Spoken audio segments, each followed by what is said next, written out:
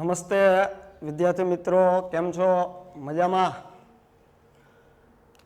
તો આવીએ વિષય આંકડાશાસ્ત્ર. પ્રથમ ભાગમાં આપણે 4 પ્રકરણ જોઈ ગયા: સુરેખ સહસંબંધ, સુરેખ નિયત સંબંધ અને સામ્યક શ્રેણી. હવે આજે આવીએ આપણે બીજા ભાગ ઉપર. પ્રથમ પ્રકરણ છે સંભાવના. હવે 2021ની પરીક્ષામાં 30% કોર્સ દૂર કરેલ છે, એટલે કે રદ કરેલ છે. તો સંભાવના આપણે પ્રકરણ છે એ સંપૂર્ણ સમજવાનું નથી. સંભાવના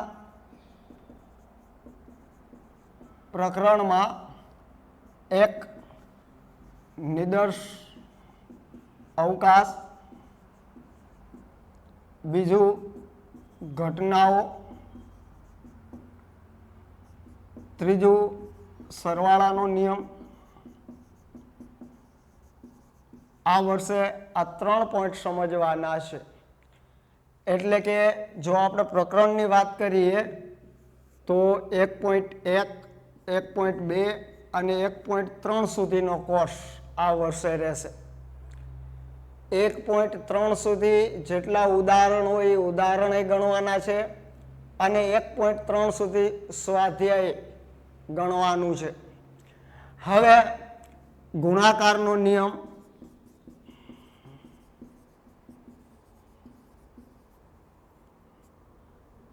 શરતી સંભાવના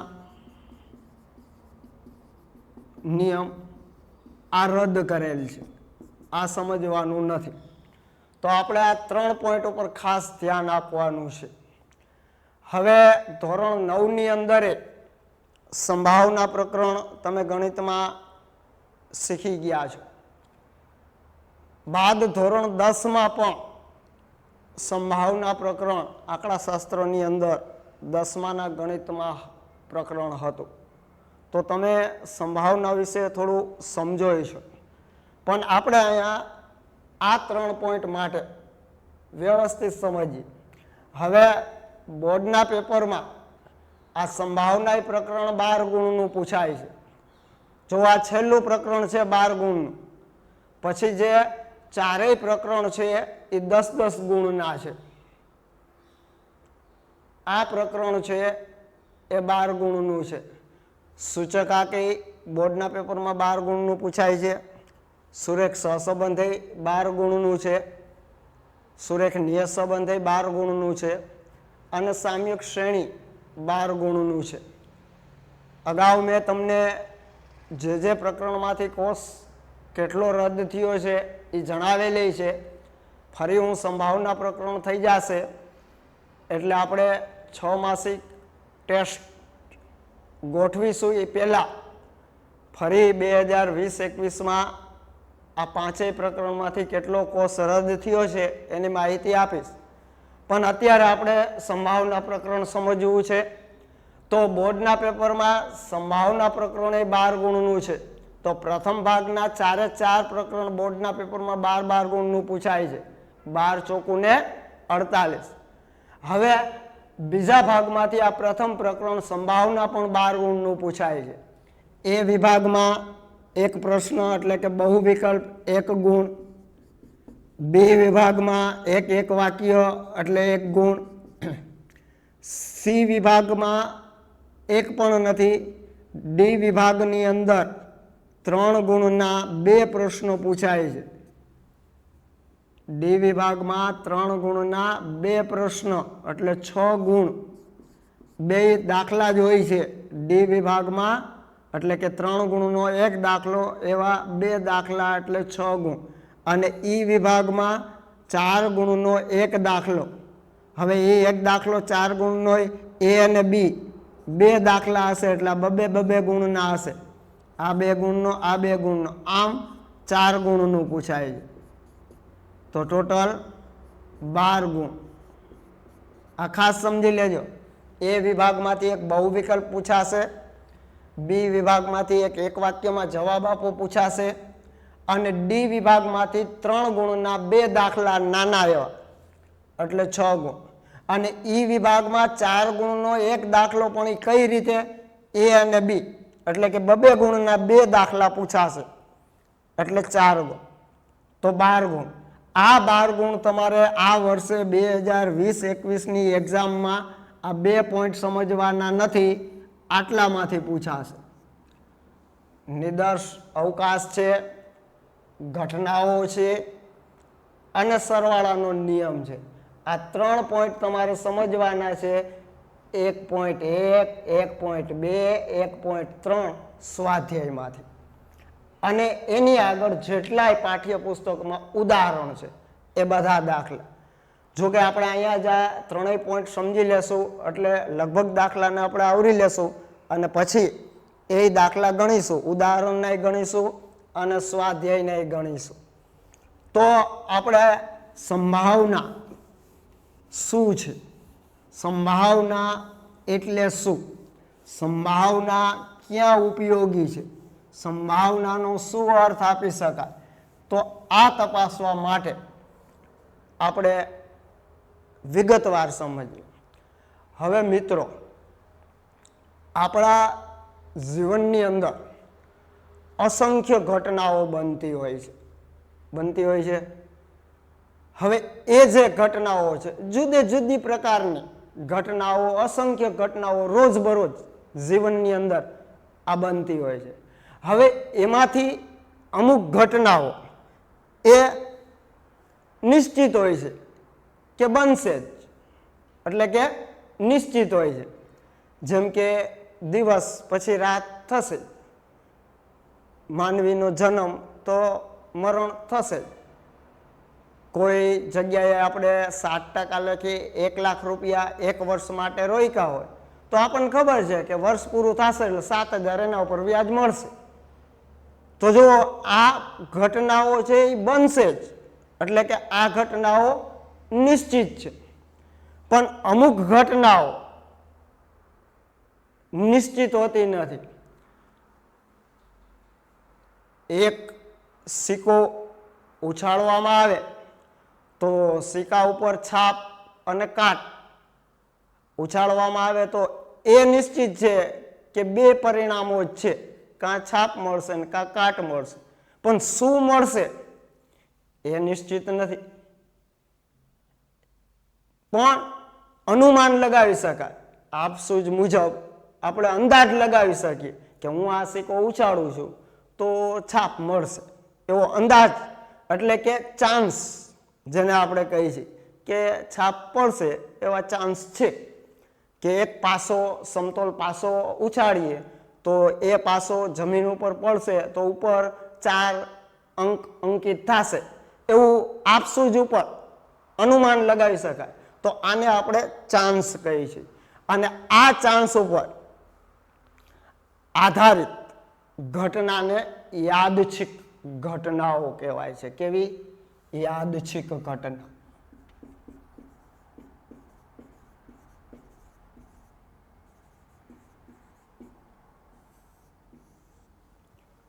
તો કોને કહેવાય યાદચ્છિક ઘટનાઓ?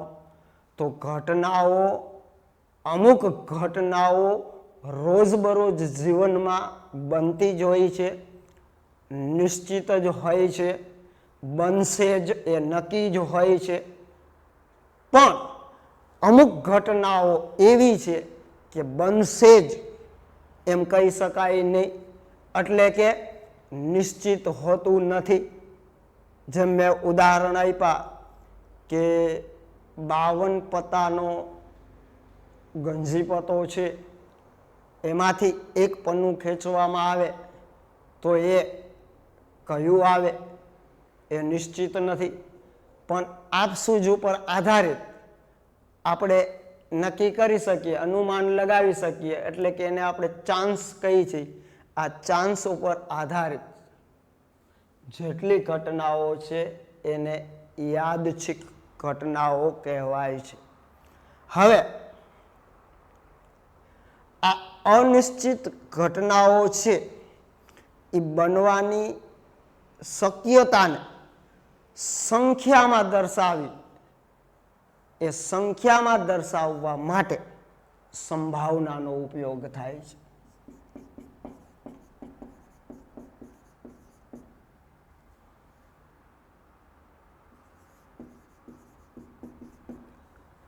આ યાદચ્છિક ઘટના જે અનિશ્ચિત ઘટના છે, નિશ્ચિત નથી, ઈ બનવાના પરિણામોને સંખ્યાત્મક દર્શાવવા માટે સંભાવનાનો ઉપયોગ થાય છે. તો સંભાવનાની અંદર યાદચ્છિક પ્રયોગને સમજી લઈ.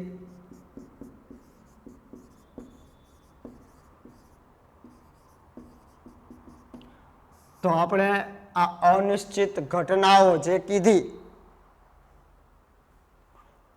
એ અનિશ્ચિત ઘટનાઓને યાદચ્છિક પ્રયોગમાં, જેમ કે એક સમતોલ પાસો ઉછાળવામાં આવે તો એના ઉપર છાપે મળી શકે, એટલે કે છાપ એટલે એચ, અને કાટ પણ મળી શકે એટલે ટી.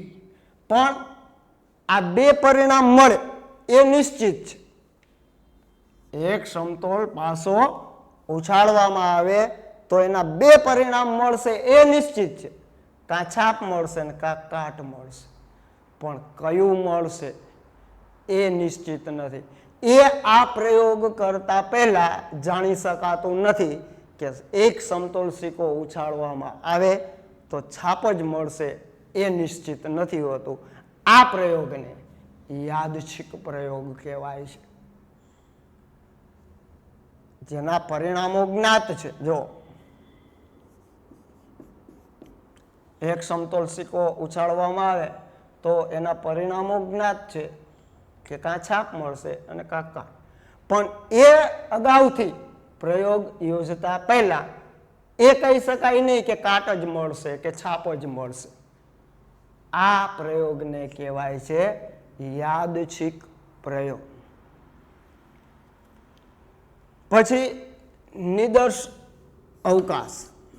જો આ શબ્દ ખાસ સમજો.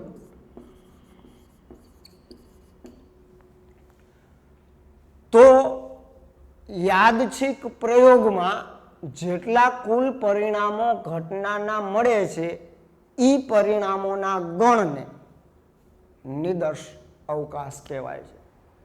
યાદચ્છિક પ્રયોગમાં જેટલા ટોટલ જ્ઞાત કુલ પરિણામો મળે છે, આ કુલ પરિણામોના ગણને નિદર્શ અવકાશ કહેવાય છે. અને એને સંકેતમાં યુ વડે અથવા તો એસ વડે પણ દર્શાવી શકાય છે. આપણે તમામ પ્રકારના દાખલા ગણીશું તો નિદર્શ અવકાશ એટલે યુ જ લેશું, પણ એસ વડે પણ દર્શાવી શકાય છે નિદર્શ અવકાશને. શાંત નિદર્શ અવકાશ.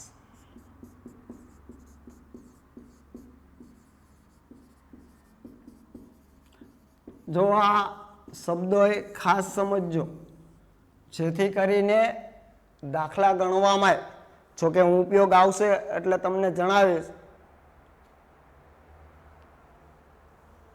હવે આ જે ટોટલ પરિણામો આવે છે યાદચ્છિક પ્રયોગ કરવાથી, જે નિદર્શ અવકાશ યુ મળે છે, એની અંદરના જે કુલ પરિણામો મળે છે એના પરિમિતને શાંત નિદર્શ અવકાશ કહે છે.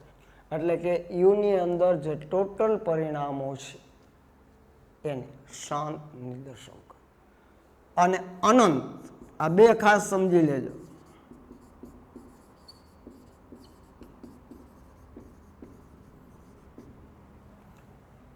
તો ઘટનાની અંદર જેટલા પરિણામો મળે છે એ પરિણામો નિશ્ચિત ન હોય, અનિશ્ચિત હોય, તો એને અનંત નિદર્શ અવકાશ કહે છે. પ્રાકૃતિક સંખ્યાઓમાંથી એક સંખ્યા પસંદ કરવાના નિદર્શ અવકાશ કેટલા? પ્રાકૃતિક સંખ્યાઓ હોય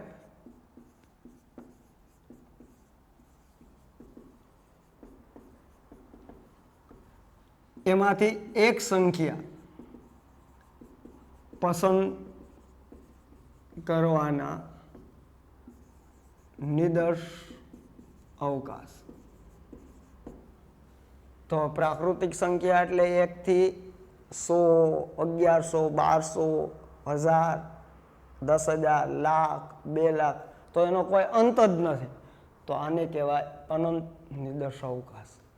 તો એ આપણે દર્શાવવું હોય તો યુ બરાબર 1, 2, 3 વગેરે વગેરે વગેરે આ થયો અનંત નિદર્શ અવકાશ કે જેનો અંત જ નથી, એટલે અનંત. તો આ પ્રકારનો નિદર્શ અવકાશ એટલે અનંત નિદર્શ અવકાશ. જો આ તમારા કોર્સમાં પહેલો પોઈન્ટ છે, નિદર્શ અવકાશ. આમાંથી એક દાખલો હશે ને હશે. એક નિદર્શ અવકાશમાંથી હશે, એક ઘટનામાંથી દાખલો હશે અને એક સરવાળાના નિયમ ઉપર આધારિત દાખલો હશે. નિદર્શ અવકાશ પછી ઘટનાઓ, જે આ પહેલો પોઈન્ટ આપણે સમજી લે, નિદર્શ અવકાશ. એમાંથી એક દાખલો 3 ગુણનો આ વર્ષે હશે. તો હવે આપણે જઈએ આ પોઈન્ટ બાદ નિદર્શ અવકાશ ઉપર. નિદર્શ અવકાશને સંકેતમાં યુ વડે. જો હવે તમે આના ઉપર આધારિત એ મનોમન નક્કી કરો કે આપણા રોજબરોજ જીવનમાં આપણે કીધું ને અસંખ્ય ઘટનાઓ બને છે. હવે તમારી રીતે તમે વિચારો, એમાંથી અમુક ઘટનાઓ નિશ્ચિત છે, પણ અમુક ઘટનાઓ અનિશ્ચિત છે, પણ એના પરિણામો જ્ઞાત છે. આવી ઘટનાઓને સંખ્યાત્મક રીતે દર્શાવવામાં ઉપયોગી બને છે સંભાવના. તો આવી જે અનિશ્ચિત ઘટનાઓ છે, નિરપેક્ષ જે એના પરિણામો છે એ અજ્ઞાત. આમ કુલ ટોટલ પરિણામો છે એ જ્ઞાત છે, એમાંથી કયું મળશે પરિણામ એ નિશ્ચિત નથી હોતું. એ અગાઉથી આપણે કહી શકતા નથી આ જ પરિણામો મળે. તો એવી આપણા રોજબરોજ જીવનમાં અસંખ્ય ઘટનાઓ આપણી પાસે બનતી હોય છે. જેમ મેં કીધું એમ કે એક ભાઈ સમતોલ સિક્કો છે એ ઉછાળવામાં આવે તો એના પરિણામો જ્ઞાત છે. આપણને ખબર છે કે સિક્કામાં 2 જ બાજુ હોય, છાપ અને કાટ. પણ સિક્કો ઉછાળવાથી, જમીન ઉપર પટકાવવાથી એ જમીન ઉપર છાપ મળશે એ નિશ્ચિત નથી. કાંટે મળે અને છાપે મળે. તો એવી જ રીતે એક સમતોલ પાસો કે જેની અંદર 6 અંક અંકિત હોય છે, 1, 2, 3, 4, 5 ને 6. હવે એ ઉછાળવામાં આવે તો એ આપણી પાસે નિશ્ચિત, એના પરિણામો જ્ઞાત છે કે 1, 2, 3, 4, 5 ને 6 માંથી જ ગમે તે એક પરિણામ મળશે. પણ કયું પરિણામ મળશે એ અગાઉ નક્કી હોતું નથી. એને સંખ્યાત્મક દર્શાવવા આ સંભાવનાનો ઉપયોગ થાય છે. કોઈ બાળકનો જન્મ થાય તો એ નારી જાતિનું જ હોય એ શક્ય નથી. તો એ આપણે અગાઉથી છે એ નક્કી કરી શકતા નથી. તો આ પ્રમાણ, આ જે કુલ પરિણામો, આ જે ઘટનાઓમાંથી કુલ પરિણામોનો ગણ, કેટલા પરિણામો કુલ મળે એ ગણ એટલે નિર્દર્શ અવકાશ. અને એને સંકેતમાં યુ વડે દર્શાવે. હવે જો આપણે એક પછી એક ઉદાહરણ લઈએ. જો ઉદાહરણ અહીંયા એક સમતોલ સિક્કો,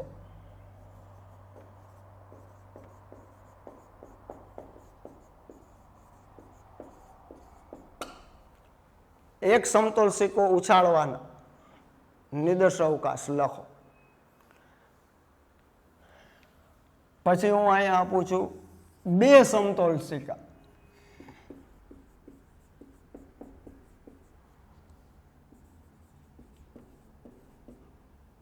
ઉછાળવામાં આવે તો તેનો નિર્દર્શ અવકાશ લખો. પછી હું અહીંયા લખું છું 3 સમતોલ સિક્કા ઉછાળવામાં આવે. હવે અહીંયા આમે કહી શકીએ એક સમતોલ સિક્કો 2 વાર ઉછાળવામાં આવે તો યાદ થાય. જો એક સમતોલ સિક્કો 2 વાર ઉછાળવામાં આવે તો એમ હું અહીંયા કહી શકું એક સમતોલ સિક્કો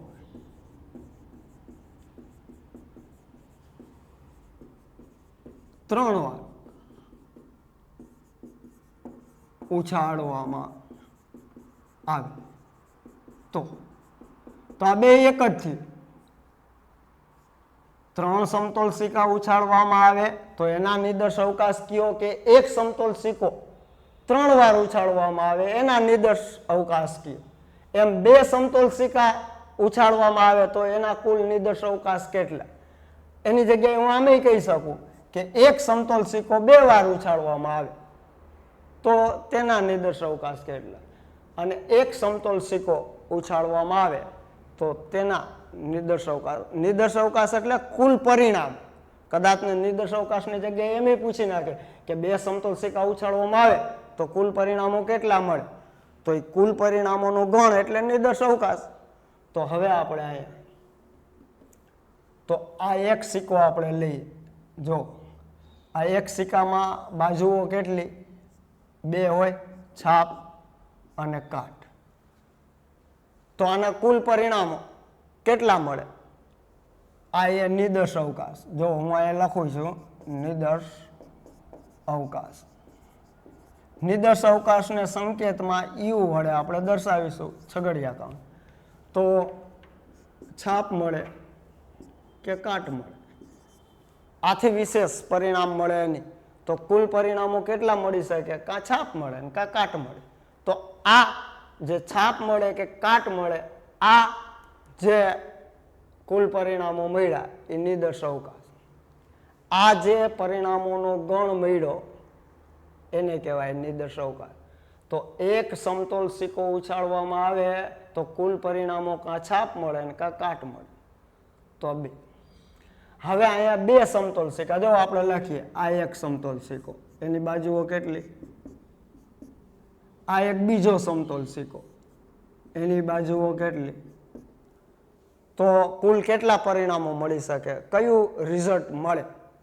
આપણે 2 સમતોલ સિક્કા એકી સાથે ઉછાળીએ અને જમીન ઉપર પડે તો 2માં કયા કયા પરિણામો મળી શકે એ ગણ એટલે આ.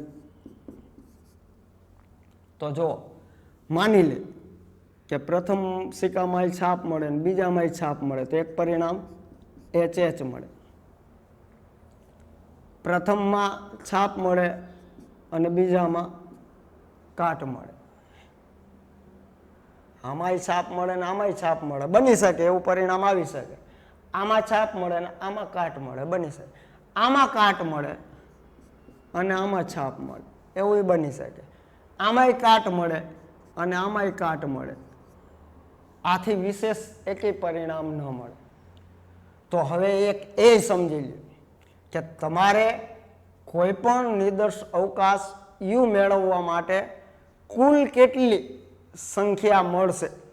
નિદર્શ અવકાશ કુલ કેટલા પરિણામો મળશે એ જાણવું હોય. નિદર્શ અવકાશના બિંદુઓની સંખ્યા જાણવી હોય. જો નિદર્શ અવકાશ બિંદુઓની સંખ્યા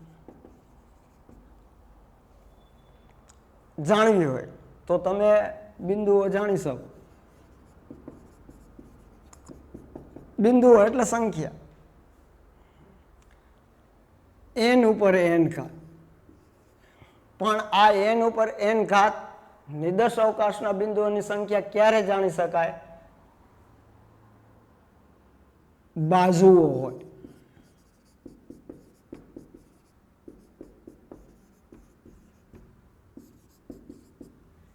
n ઉપર n ઘાત દ્વારા નિદર્શ અવકાશ બિંદુઓની સંખ્યા જાણી શકો n ઉપર n ઘાત.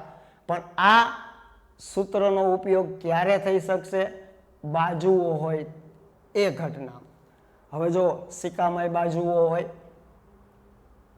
પાસામાં બાજુઓ હોય તો એના માટે આ છે. હવે જો કેપિટલ એન એટલે બાજુઓ કેટલી અને સ્મોલ એન એટલે સિક્કો કે પાસાની સંખ્યા કેટલી. હવે જો આ એક સિક્કો ઉછાળવામાં આવે છે તો આપણે કુલ પરિણામો જાણવા છે.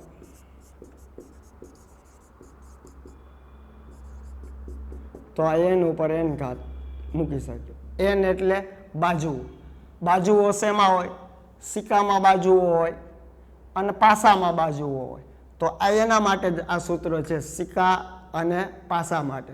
તો અહીંયા સિક્કો છે, કેટલા સિક્કા છે? એક. સિક્કાની કેટલી બાજુ? બે. તો આ કેપિટલ એન એટલે બાજુઓ બે અને આ સ્મોલ એન એટલે સિક્કાની સંખ્યા એક. તો બે ઉપર એક ઘાત એટલે બે. તો કુલ પરિણામો કેટલા મળે? બે. જો મળ્યા. તો તમે આ સંખ્યા જાણી અને પછી નિર્દેશ અવકાશ યુ લખી શકો. તમને ખ્યાલ આવી જાય કે હા, બે પરિણામો આવવા જોઈએ. કુલ કેટલા પરિણામો આવવા જોઈએ? બે. હવે અહીંયા જો કેટલા છે? બે સિક્કાઓ છે સમતોલ. તો સમતોલ સિક્કો હોય એની બાજુઓ કેટલી? તો કે છાપ અને કાટ, બે બાજુઓ. કેટલા સિક્કા ઉછાળવામાં આવ્યા છે? તો બે ઘાત. બે સિક્કા ઉછાળવામાં આવે તો બે ઉપર બે ઘાત એટલે 2 ગુણ્યા 2 એટલે કેટલા થાય? 4. તો તમને એ ખબર પડી ગઈ કે કુલ 4 પરિણામો મળવા જોઈએ. જો મળ્યા. હવે અહીંયા જો 3 સમતોલ સિક્કાની વાત છે. તો સિક્કાની બાજુઓ જો આપણે 3 સિક્કા લખ્યા, એક સિક્કો, આ બીજો એક સિક્કો, બધા સિક્કાની બાજુ તો બે જ હોય, આ ત્રીજો એક સિક્કો, બાજુઓ તો કેટલી હોય? તો હવે જો તમારે રફકામની અંદર ટોટલ કેટલા બિંદુઓ સંખ્યા મળશે, કુલ પરિણામો કેટલા મળશે એ સંખ્યા જાણી લેવી હોય તો તરત જ તમે જાણી લેશો કે સિક્કાની બાજુઓ 2, 3 સિક્કા છે તો ઉપર 3 ઘાત, તો 2 ગુણ્યા 2 ગુણ્યા 2, તો 2 દુ 4 ને 4 દુ 8. તો કુલ પરિણામો 8 મળશે. આ રફકામમાં તમે જાણી લીધું. અથવા તો તમને ખાલી એમ કીધું હોય કે 3 સમતોલ સિક્કા ઉછાળવામાં આવે તો એના નિર્દેશ અવકાશ બિંદુઓ જણાવો. તો તમારે આ સૂત્ર લખીને સીધું તમે જણાવી શકો કે સિક્કાની બે બાજુઓ ઉપર ઘાત 3, કેમ કે 3 સિક્કા છે તો 2 ગુણ્યા 2 ગુણ્યા 2, તો 2 દુ 4, 4 દુ 8. તો તમને ખબર પડી ગઈ કે 8 પરિણામો મળશે. સમજાય છે? તો હવે ખાસ એક સમજી લ્યો, નોંધ કરીને લખો હોય તો એ લખી લ્યો કે નિર્દેશ અવકાશના બિંદુઓની સંખ્યા જાણવી હોય એટલે કે નિર્દેશ અવકાશના કુલ પરિણામો કેટલા મળશે એ જાણવા હોય તો n ઉપર n ઘાત, સ્મોલ n ઉપર કેપિટલ N ઉપર સ્મોલ n ઘાત. પણ આ સૂત્રનો ઉપયોગ પાછો નોંધ કરીને લખી લેજો કે જેની બાજુઓ હોય, એટલે બાજુઓ બેમાં જ હોય, એક તો સિક્કામાં બાજુઓ હોય અને એક પાસામાં બાજુ હોય. તો સિક્કો કે પાસો હોય ત્યારે નિર્દેશ અવકાશની કુલ સંખ્યા, કુલ પરિણામો જાણવા હોય તો ત્યારે જ આ સૂત્રનો ઉપયોગ થશે, n ઉપર n ઘાત. અને જો સિક્કો કે પાસો સિવાયની ઘટનાઓ હોય તો NCN આવશે. એ આપણે પછી ચર્ચા કરીશું, અત્યારે આની ચર્ચા નથી કરી. અત્યારે આ જ ચર્ચા કરીએ તો જેમાં જે ઘટનામાં જે યાદચ્છિક પ્રયોગમાં બાજુઓ હોય તો ત્યારે કુલ પરિણામોની સંખ્યા જાણવી હોય તો n ઉપર n ઘાત. અને બાજુઓ બેમાં જ હોય, સિક્કામાં અને પાસામાં. તો સિક્કો કે પાસો ઉછાળવાનો પ્રયોગ હોય અને એના નિર્દેશ અવકાશ બિંદુઓની સંખ્યા જાણવી હોય તો કેપિટલ N ઉપર સ્મોલ n ઘાત. હવે આપણે જો અહીંયા જાણ્યું કે આ 3 સિક્કા છે અને 3 સિક્કા ઉછાળવાના. તો નેક્સ્ટ પીરિયડમાં આપણે આગળ 3 સમતોલ સિક્કા હજી પાસાના એક્ઝામ્પલ લેવા છે, સિક્કા સાથે પાસાના. એટલે તમે ઉદાહરણને દાખલા ગણી શકો અને સ્વાધ્યાયને ગણી શકો. તો આપણે વધુ એક્ઝામ્પલ લેશું. આ ફરીથી 3 સિક્કાની આપણે ચર્ચા નેક્સ્ટ પીરિયડમાં કરીશું. તો ત્યાં સુધી મને રજા આપશો. જય હિન્દ.